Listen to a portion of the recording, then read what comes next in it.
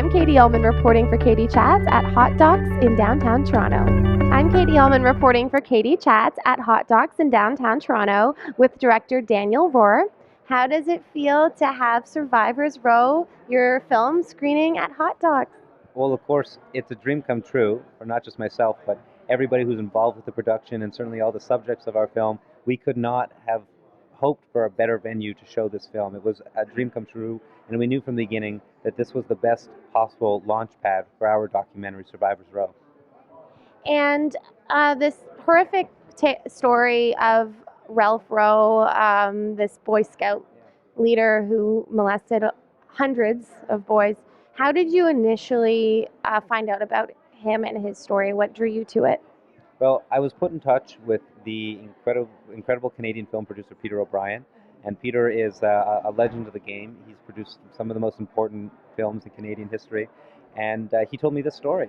He had seen some of the documentaries I made earlier, and he told me the story about the most prolific sex offender in Canadian history, who was an Anglican minister and a Boy Scout leader, and how he used his position of esteem and authority to gain access to this community and then destroy it and destroy so many of these lives.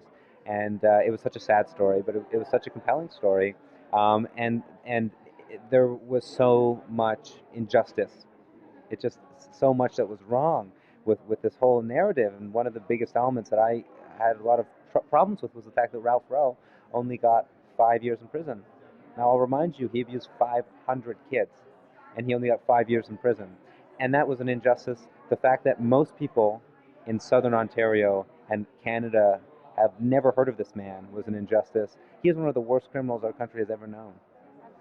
And nobody knows about him. And so even though it was such a sad story, Peter and we had a lot of conversations about it, and we really felt compelled that we had to tell the story, and if we didn't, nobody would.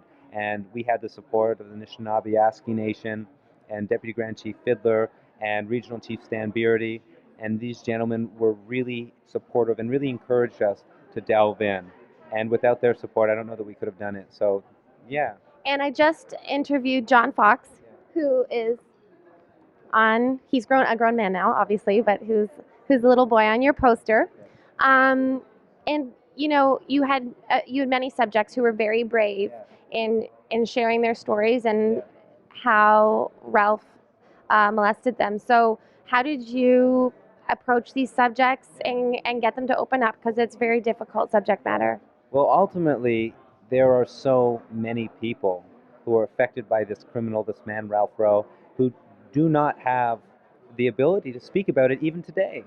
The shame that this type of abuse brings is so overwhelming, and it doesn't go away unless you talk about it.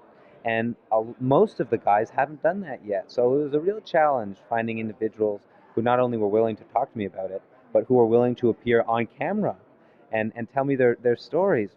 And so I found these guys and these 4 guys who were just incredibly brave and who realized the great value of what we were doing and this production and telling their stories and sharing their stories. And they realized that they had the capacity to help people.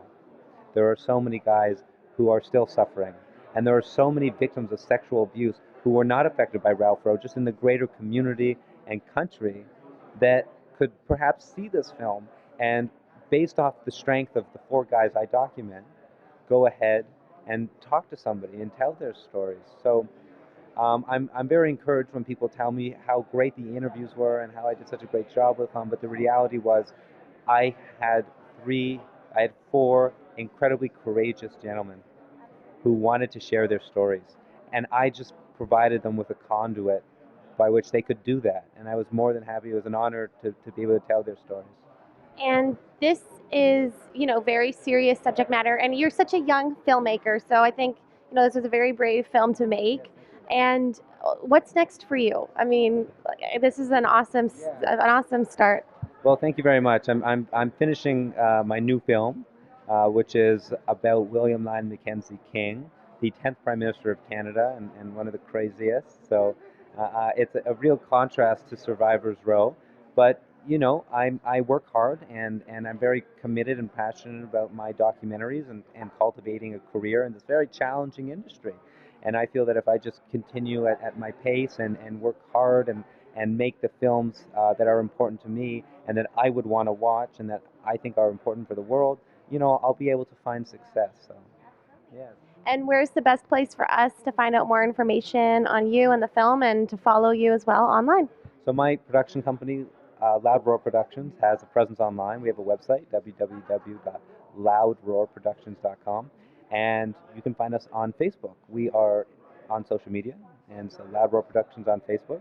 And like the page, and you will get all the exclusive updates from the film, from what's going on around the festival, and we have a whole bunch of stuff coming up in the next few months. We have screenings everywhere from hotDOCS to Thunder Bay to Parliament Hill, and so it's really exciting. Well, thank you so much. Congrats, and enjoy the premiere on Sunday, I believe. That's right. Thank you so much. So thrilled to be with you today. Thank you. Thank you. I'm Katie Uhlmann reporting for Katie Chats at hotDOCS in downtown Toronto.